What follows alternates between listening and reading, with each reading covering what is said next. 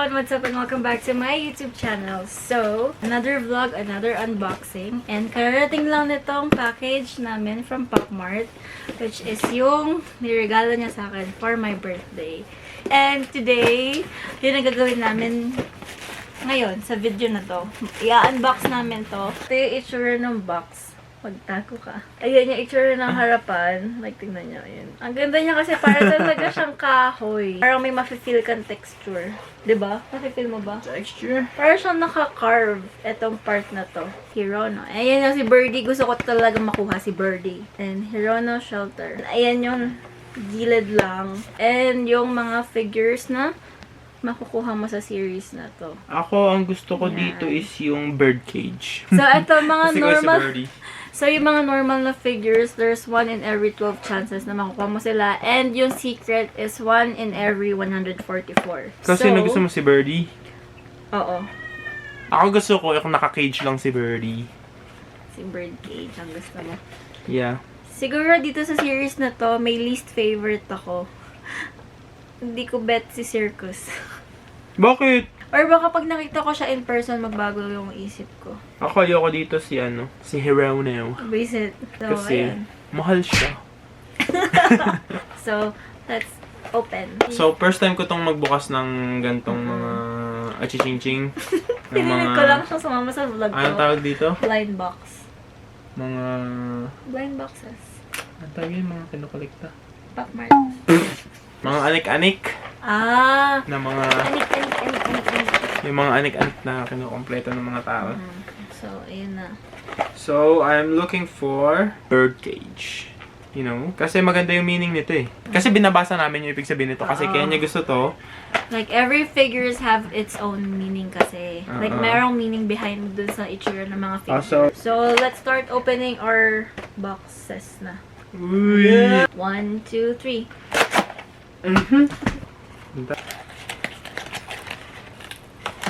Hirap naman box. Baka mali ako. Okay na yun. So, walang sisilip. Ako pa nito. Nasaan yung card ko? Andiyan sa gilid. So, Bakit nakadikit? Ayan. Ay, sorry. Nasaan yung card? Andiyan. Nasaan? Ayan na. Hindi mo na nakukuha. Hindi ko na nakuha. Oo, yan. So, ayan na. Eh, bakit nakadikit siya sa akin dito? Ay, oo nga. Tanggalin mo. May Pop-Mart. Ano Ay! ginagawa niyo? Napilos. So, ayan no. Ang ganda nung lalagyan din niya. Hero O, na tapos, shelter. So, Sino pagka kaya ganyan to? yan, hindi mo pa rin siya makita. Mabigat-bigat tong akin. So, feeling ko si ano to.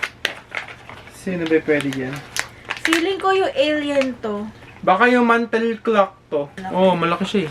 Feeling ko alien kasi may parang bilog dito. Oh. Mama mo, alien. Hindi yan. May bilog. Baka fourth yan.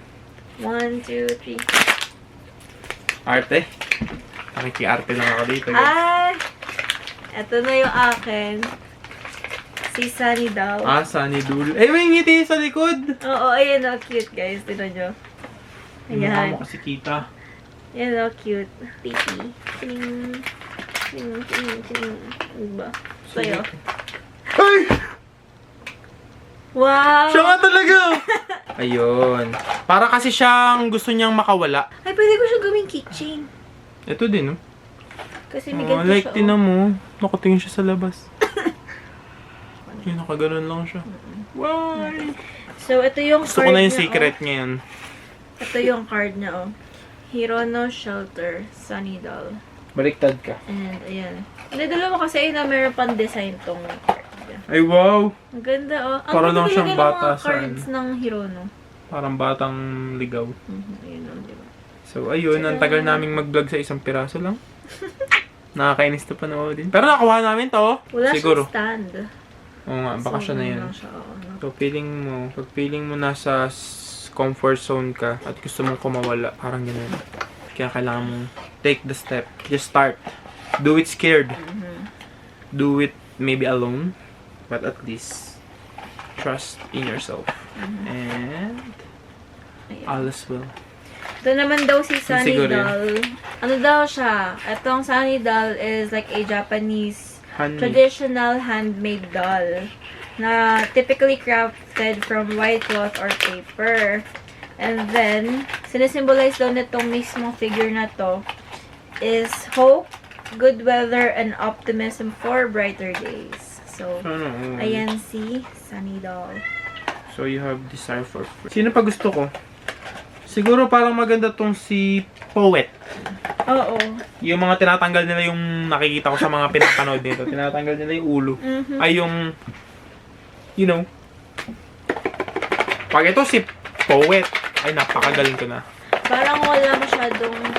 Ito mabigat na naman. Tingnan Yan niyo. siguro si Mantle. So, bigat pa nga tong akin ulit. Okay. So, let's unbox this na. Ready? 1, 2, 3. Ay, akin ayaw.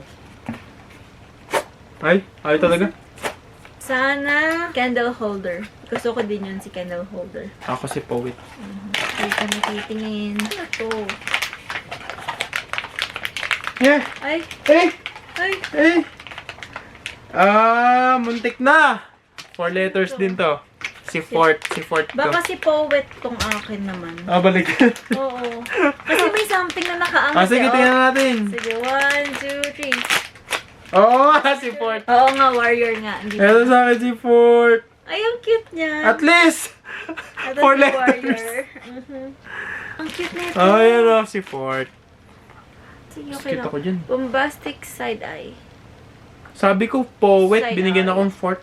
Tingnan nyo guys yung detail nitong figure, oh. Ang dami niyang design.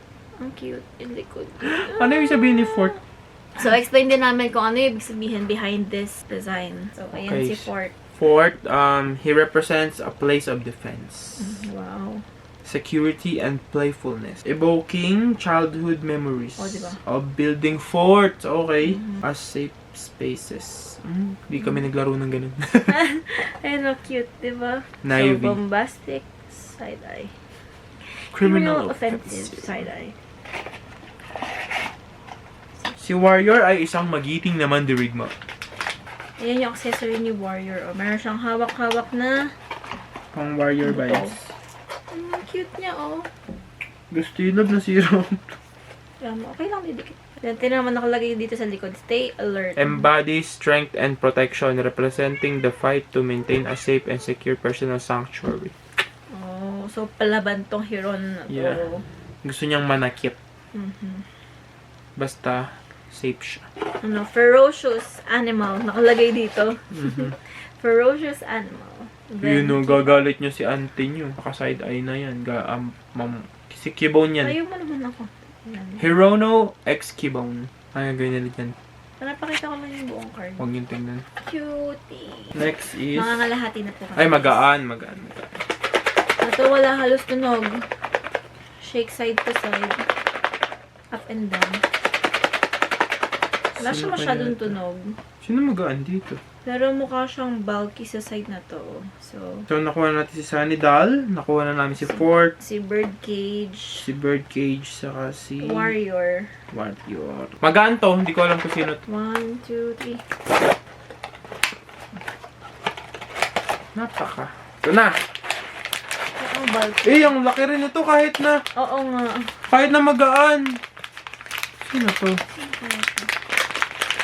Ay, iba yung lalagyan niya, oh. Nakapag-ganon. Malaki lalagyan nito. Ah! Si Circus! Oh. May Pero ang triangle. lalagyan nito, iba. Ay, laki. Mhm. Mayroon na naman siyang triangle eh. Si Circus lang naisip ko. Oo, yun na lang naman. Oh, si Circus na to guys. Yun, oh. Feeling ko candle holder to kasi malaki plastic. Feeling ko talaga si Circus. 1, 2, 3. Ay, galing! Diba kasi Cabin. wala pa tayong secret. Wala pa. Ay, ang cute oh. May ghost na lumalabas sa chimney. Eto, tignan nyo, nakaduling. Ayan. Ay, ang cute pala niyan. Binabawi ko yung sinasabi kong ayaw ko sa kanya. Duling niya. Nakalabas yung kamay, hinahawi niyang ganun. So, ano ibig sabihin ni circus? Circus reflects the chaos and joy of life. It may symbolize finding balance and fun within personal space. Arte mo? Hindi ko. Ayan yung ikot niya. Oh.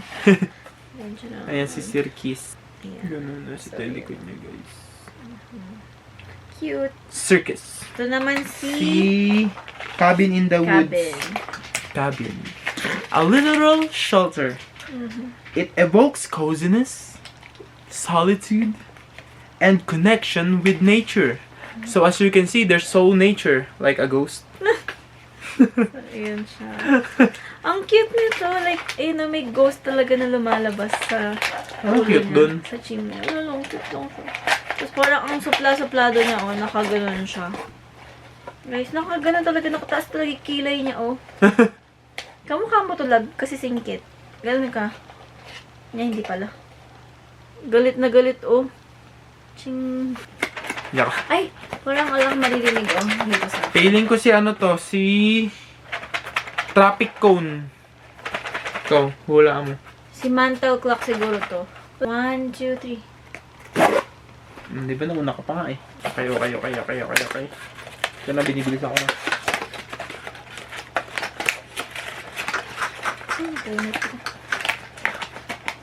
Hindi ka pala sanay eh.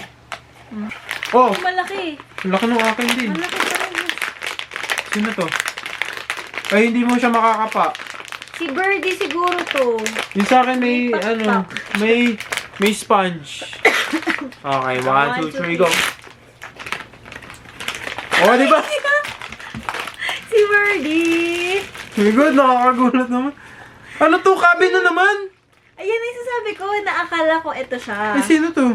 Oh! Mantle clock, Oh, bakit nakasara? Bumubukas yan. May accessories tong si Birdie. Ito nakasay. Sa inyo may sponge eh. Sino yan? Si Birdie. Hindi. Paano siya binubuksan? Ayun. Ayun! Cute! Tapos nakalabas yung mga kamay niya. Nagtatago siya dito. Ayan. Cute. Like, i-appreciate nyo yung kakyutan niya. Ayun, mukha talaga siya inosente. Parang feeling ko yun yung maganda. Pinakamaganda dito. Ayan. It's a Hirono that also symbolizes freedom, lightness, or finding a home in the sky. Para kang Pokédex. Hirono, the bird Pokemon. Mukha siya Hirono? inosente. Like, going sweet. Mas inosente ito. Ito na si Mantle Clock. Ang batang kinulong sa cabinet ng kanyang mother. Sad. Mantle clock signifies the passage of time, nostalgia, and the comfort of routine or tradition in one's sanctuary. Number 427. 0427 and then nakalagay dyan, don't disturb me. So, meron na tayong everything. Wala pa si Kendall, si Si Traffic, Poet. si Alien. Wala Si pa tayong Poet. candle holder, Poet, Alien. Traffic. Alien, traffic cone. Mhm. Yun, 4 na lang, tsaka secret. Oo, si Secret. Eto, feeling ko si Secret na to. Hindi dyan. Okay, tingnan natin to. Hindi ko na mahulaan to. Magaan eh. 1, 2, 3.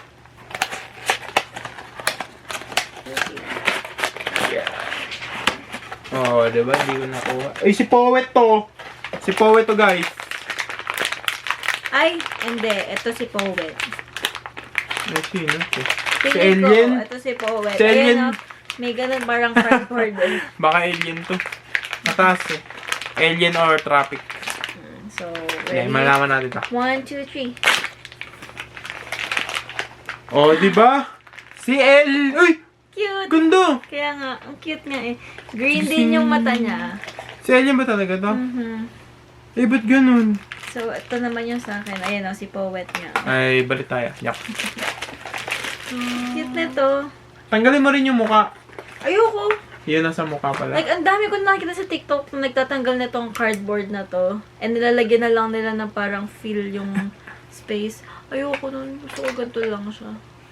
Ito, meron siyang mga light bulbs and sandok. Ayan yung design niya, guys. Tingnan nyo. So, Alien represents feeling out of place. Nauupi ka. And finding shelter in the unknown. So, parang na-comfort ka na. Hindi mo naman alam. Sa likod niya nakalagay din yung word na alien. Highlighting themes of acceptance and exploration. Ang ganda ng pagkakadesign niya, Parang may floating na light bulb. And tinan niyo yung ilalim, guys. Para siyang yung... Nasa UFO. Umiilaw, oo. Yung UFO. So, ayan. That's alien. Hirono. Etong si Poet, like, super good din ng meaning ng design na to. Kaya, one of the reasons kung bakit gusto ko din to ng as is at hindi ko to talaga tatanggalin. Dahil talaga dun sa meaning behind nung design na to. It embodies introspection and creativity, highlighting the sanctuary of the mind, where imagination and words flourish. Kahawak pa nga siya ng, hindi ko alam kung wine or champagne, like a gentleman, you know, in the movies. Ito silang dalawa. So that mapili ko si candle holder para sumaysaya na nagaya. So si candle holder, ay sa kanya pala yun. Traffic cone. Ito si candle holder. Ito si traffic cone. Okay, down na lang naman eh. Traffic cone, candle holder. Let's go. 1, 2, 1, 2, 3. Kapatsu. Tinan niya. Ayan na!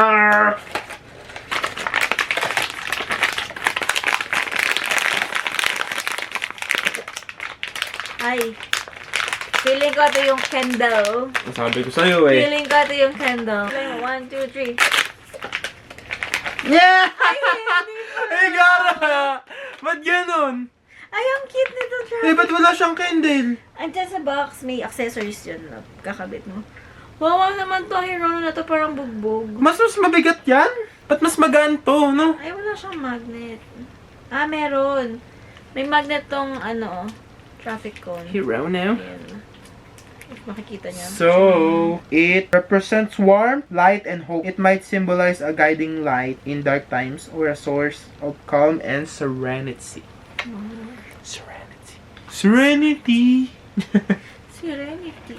Ito parang binugbog siya. Parang siyang bugbog na hero. Hindi siya binugbog. Baliw, meron siyang mga bruises or ano lang niya, eyeshadow, ganun. So, ayan si traffic cone. So, it symbolizes caution and Ano daw, boundaries. oo. Symbol of boundaries, caution, and personal space. It represents the act of marking one's territory, ensuring that one's sanctuary is respected. Kaya tinan niyo, para siyang galing lang sa bugbugan. Ayun, Kasi talaga, pinoprotektahan niya yung territory niya. And nakalagay dito, sa taas, do not cross the accessories niya. Okay, wala kaming secret. Ayoko na nito. Balik mo na Oo sa nga. So, Popmart. unfortunately, wala kaming secret for this set. Doon sa Little Prince ko din, wala rin ako nakuha secret. Bago muna kami magpaalam, panoorin niyo muna yung mga paisa-isa nilang video ng malapitan na yung umiikot-ikot. And 3, 2, 1.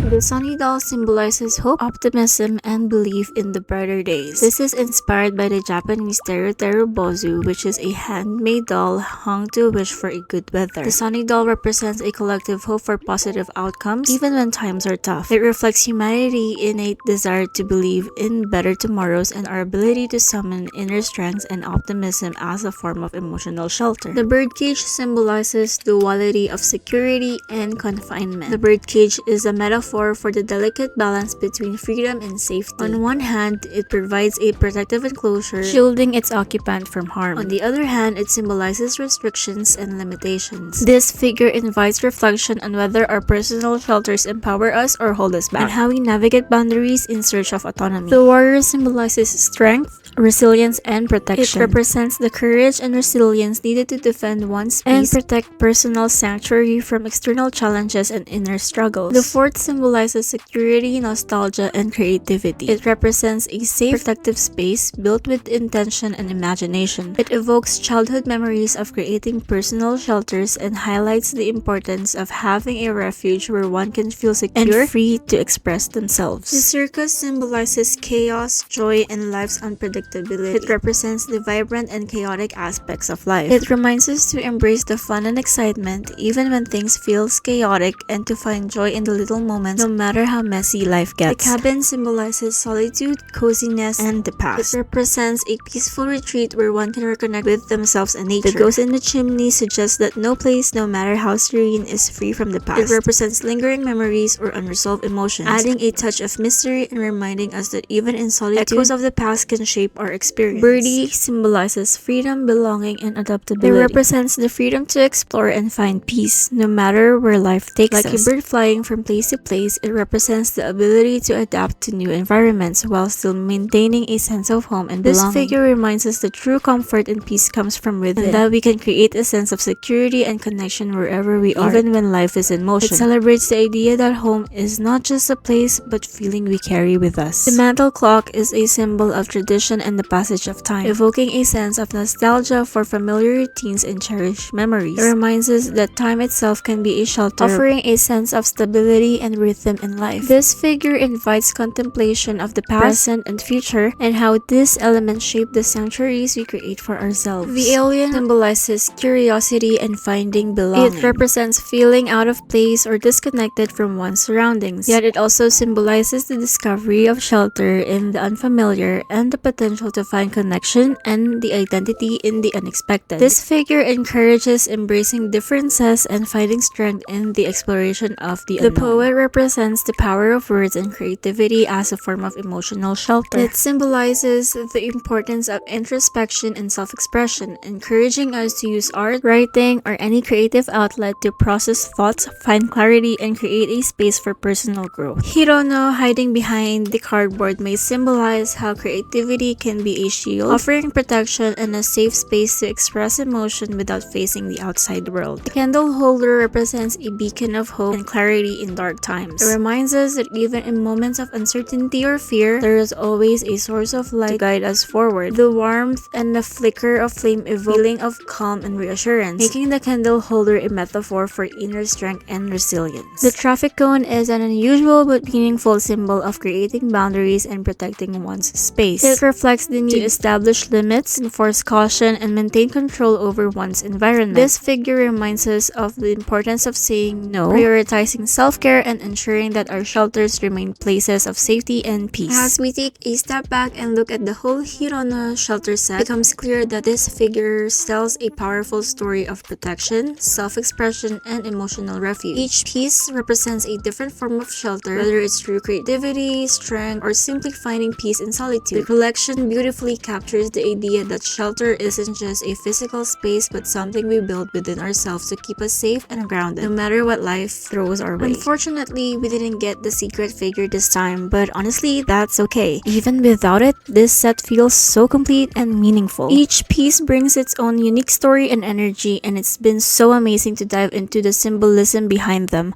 So, ayun. So, what's your favorite figure in this set? So, let us know in the comment down below. Saka yung may mga secret dyan na nadalawa. Sa amin Sana yung isa. all. Hindi, namali lang nandalan. 13 talaga dapat. May pre-visa. So, ayun lang. Sana masaya mo. Masaya siya. Masaya ako kasi ako si Birdie. Pero syempre, kung may secret, mas masaya. But, like, kontento naman ako sa nakuha natin kasi kompleto naman sila. And, ayun. Mag-search na lang siya ng kung gaano kabigat yung si secret. Tapos magkikilo na lang ako. Visit na yun. But yeah, thank you guys so much for watching this vlog. We hope that you liked and enjoyed watching this vlog as much as we enjoyed opening this Hirono set. Hirono set. You know. For more unboxing video, feel free to subscribe to my channel and follow me on my social media accounts. So, Bye-bye. yeah. See you next time. Bye.